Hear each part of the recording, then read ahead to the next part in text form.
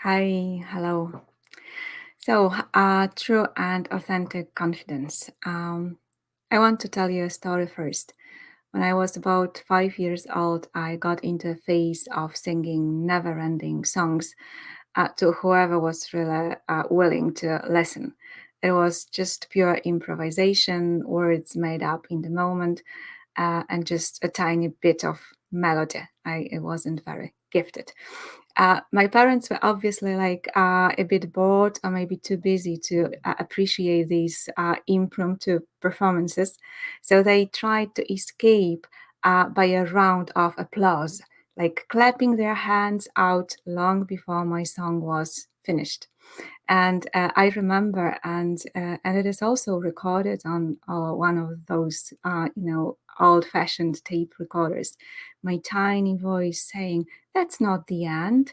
Uh, a bit disappointed, but also so flattered with their response. Little did they realize that the more they clapped, the more I wanted to sing. You know, outside approval is very addictive. And many years later, long after that phase of singing songs ended, I would still go above and beyond to get even a bit of this kind of validation and approval, to be honest, from everybody around. So, my question today is do you feel like, in spite of the fact that you're a big girl now, do you still look outside for approval and for validation from others? Uh, and if the answer is yes, then, well, you're not alone. It's a very common strategy that we develop early in life because we were rewarded for being good, for fulfilling the expectations of our parents, our carers, our teachers at school, and quite often punished, even if in very subtle ways, by signs of disapproval or by withdrawal of love if we did not meet the expectations. And sometimes we felt loved and accepted only if we fulfilled certain standards or behaved in a certain way. Uh, for many of us, love was unfortunately a very conditional experience. And when we are small, being loved is a matter of life and death. So we had to find ways to work around it so that we could survive. But what might be a life saving strategy when you are 5 very often works against you when you are 50 or so. So, looking for this outside approval can keep you really stuck feeling inadequate, playing small, and having little or even no this true confidence coming from the inside. Uh, if you learn that getting approval and validation from others feels really good, and it always gives you a bit of a boost in your self confidence, doesn't it? You probably figured out that the way to feel good and confident, is to get as much of this approval as you can and find ways to avoid any possible disapproval that might be coming at you. So it's brilliant, yes, but where does it really leave you? In the constant chase to please others, in the constant effort to make others think positively about you, going far and beyond to make others approve of you so that you can feel better about yourself. And in this scenario, your confidence totally depends on what others do or say or even think about you. So you end up constantly worrying about what they will think, how they will respond, trying to figure out what you need to say, what you need to do, even what you need to look like to please them, to not to disappoint them, not to for them not to judge you or not to disapprove of you. So it's a never-ending story, really. You keep trying and making all the effort, and it's never enough. And in the meantime, you keep dismissing what you really want, what you really think, what you really feel, what you really want your life to look like, who you truly are, because it so often gets in the way of this approval. So, what I really want to get across to you today is that it's very difficult to feel confident in yourself if the source of this confidence is outside of yourself. Because true and authentic confidence always starts inside you. If you want to feel confident in yourself, in your own body, if you want to feel good in your own skin, if you want the freedom and joy of being unapologetically you, you need to start building your confidence from the inside out. So, how to go about it? When I work with my clients, we usually go through 4 steps on this heart-centered pathway to self-confidence, so that they can rise and shine in all their true beauty and power. The first one is emotional resilience. So it's all about you being okay with your own feelings, uh, all of them, and being okay with the feelings of other people as well.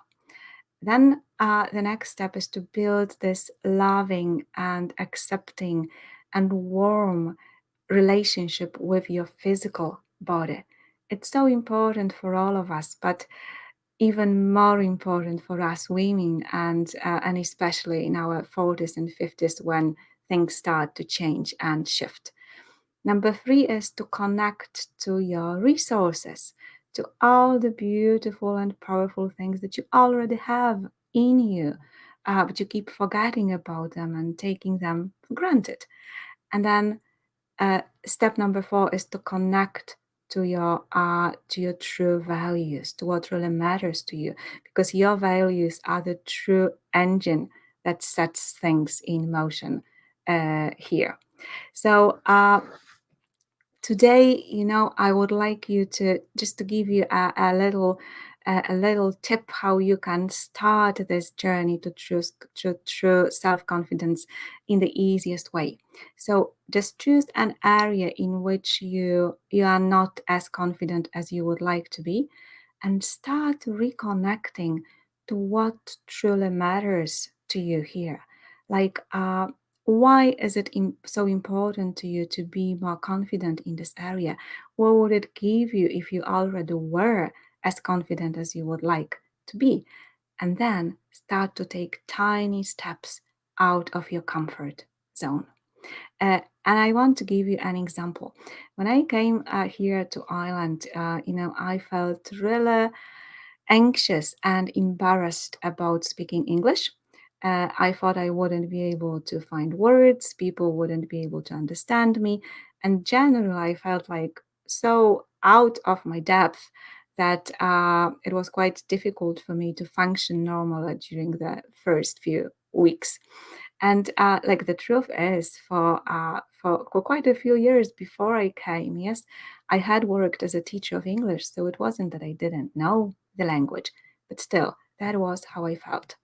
And one day, shortly after moving in here, I wanted to buy a stamp I wanted to send my friend a postcard, a birthday postcard, and I needed to buy a stamp at the post office. So I went to the post office in the beautiful little town of Killorglin in County Kerry. Uh, but when I got to the post office, I got really, really anxious.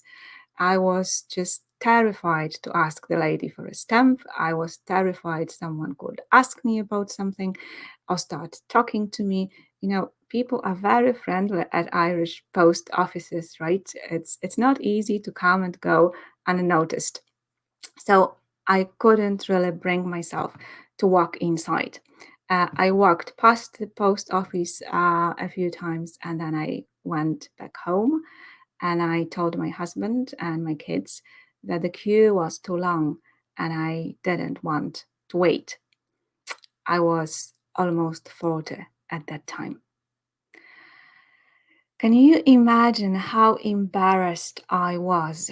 Not only not being able to buy the stamp, but also not being able to admit to them what happened. like feeling so ashamed of myself that I believed I had to lie to my family. And then fast forward, here I am 10 years later, having worked with hundreds of women in English and just making my Facebook Live in front of the camera. Now, I am here because I was able to embrace myself with all of the shame that had really long roots in my case, and then connect to what really mattered to me. I wanted to settle here in Ireland. I wanted to make my new home here. And I wanted to do my work. I wanted to do the work I was passionate about. I wanted to work with women. And at that time, that meant working face to face, that meant working locally, and it meant working in English. So I really reconnected to why it was so important to me to build my confidence up and to overcome all of my fears and anxieties.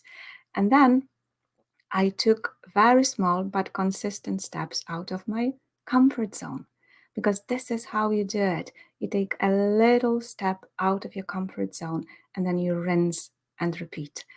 Uh, and you rinse and repeat until you feel really settled and okay there. And then you take another step out of your comfort zone and you rinse and repeat and you rinse and repeat. And you do it again, again, and again until you are or you want to be. And your self-confidence, well, your self-confidence is usually a few steps behind. So I might still feel a bit nervous about my Facebook lives, but I promise you, buying stamps is no longer an issue for me. And you can do exactly the same.